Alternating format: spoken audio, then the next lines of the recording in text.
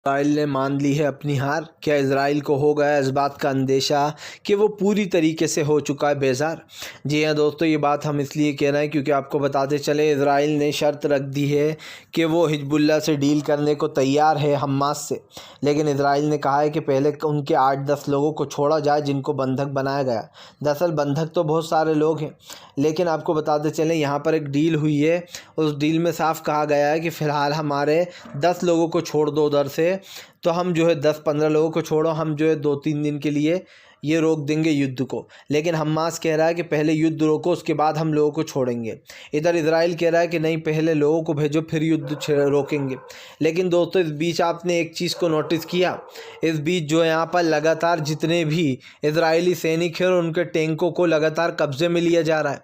दरअसल अब गाज़ा में घुसने की सबसे बड़ी गलती कर बैठे इजराइल के सैनिक, जिसके बाद जो है यहाँ पर हमास के सैनिकों ने उनको दोस्तों किडनैप कर यानी कि उनको अगवा कर सुरंगों में ले गए और उनके टैंकों पर भी कब्ज़ा कर लिया है। आपको बताते चलें इजराइल की ये सबसे बड़ी हार मानी जा रही है, क्योंकि अगर देखा जाए तो मासूम फ़िलिस्तीनियों की दुआ भी काम आ रही है दोस्तों। क्योंकि कहते हैं कि जब दवा ना काम करे तो दुआ ही काम करती है दोस्तों, और ये दुआएं ही उन लोगों को बचाए हुए हैं जो अब तक सुरक्षित हैं। लेकिन एक चीज़ तो साफ़ है कि फ़िलहाल ये जो भी हो रहा है दोस्तों, इसको रोकने की ज़रूरत है। और ऐसे में हमें ये भी देखना होगा कि फ़िलहाल सरकार की जो नीतियाँ हैं दोस्तों, वो कितनी अलग जाती हैं यहाँ से। क्योंकि आपको बताते चलें जो इजरायली सरकार है वो पूरी तरीके से हार मान चुकी है। इधर हिजबुल्लाह ने जो यहाँ पर खुली चेतावनी दे दी है। हिजबुल्लाह ने कहा कि चाहे अमेरिका हो या कोई और हो, अगर उसने युद्ध बढ़ाया, जिस तरीके से इजराइल दोनों ने कहा युद्ध बढ़ा रहा है, इसको लेकर हम जो है बड़ा एक्शन भी लेंगे। आपको बताते चलें हिजबुल्लाह ने दोस्तों मुश्किलें बढ़ा रखी हैं, इजराइल की भी और यूएस की भी। हिजबुल्लाह ने बीते दिन यूएस को भी झटका दिया था और उन्होंने कहा था कि अगर इस गलत फहमी में है यूएस के हम उसकी शिपों से डर रहे हैं तो बहुत बड़ी गलत फहमी में है। क्योंकि उन्होंने कहा था कि फ़िलहाल हम जब चाहें जो है यहाँ पर इनको उड़ा सकते हैं, मतलब इनको अपना निशाना बना सकते हैं।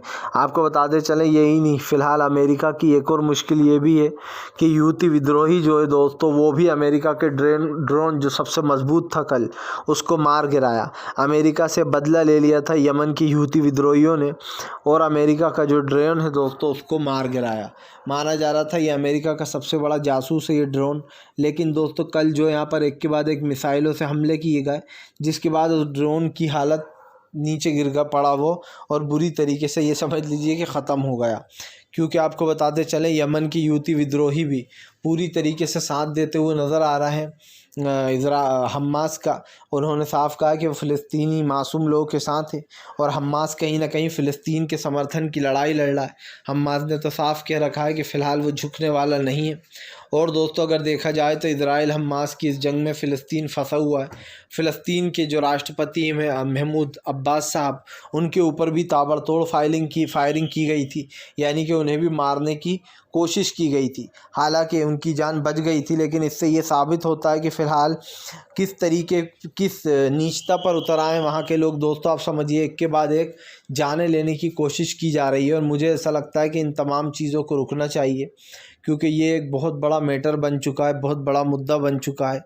और इन चीज़ों पर रोक लगना इसलिए भी ज़रूरी हो गया है दोस्तों, क्योंकि इस वक्त देश की जो परिस्थितियां हैं वो काफ़ी ज़्यादा बिगड़ चुकी हैं। आज हमारे देश की जो हालात है, गंभीरियत को ज़रा गौर से देखना चाहिए और तमाम चीज़ों पर रोक लगना चाहिए, चाहे वो कुछ भी हो। लेकिन फ़िलहाल एक चीज़ तो साफ़ हो चुकी है कि यहाँ पर बड़े मुद्दों को छोटा किया जा रहा है और छोटे मुद्दे को दोस्तों बड़ा बनाया जा रहा है। लेकिन ये कब तक चलने वाला है, ये देखना दिलचस्प होने वाला है। क्योंकि आपको बताते चलें अब हिजबुल्लाह, हमास, यूती विद्रोही, ये तमाम लोगों के एकजुट होने के बाद दोस्तों इन सब की बोलतियाँ बंद हो गई हैं। अब ये लोग समझ नहीं पा रहे हैं कि आगे करना क्या है। क्योंकि एक चीज़ तो साफ़ है, इन लोगों से बदला लेने के लिए दोस्तों काफ़ी बड़ा मैटर तैयार किया गया है। तमाम 57 मुस्लिम देशों ने भी फैसला कर लिया है कि अगर इजराइल नहीं माना तो फिर दोस्तों इसका एक ही अंत है, वो है जंग। और अगर जंग छिड़ गई ना दोस्तों तो इजराइल पूरी तरीके से बर्बाद हो जाएगा। इजराइल का वजूद भी नहीं बचेगा। आप समझिए वजूद ही मिट जाएगा इजराइल का, कि वो नक्शे पे था भी या नहीं। इसलिए मिट जाएगा दोस्तों क्योंकि इजराइल के पास इतनी ताकत नहीं है कि वो इन देशों से पंगा ले सके।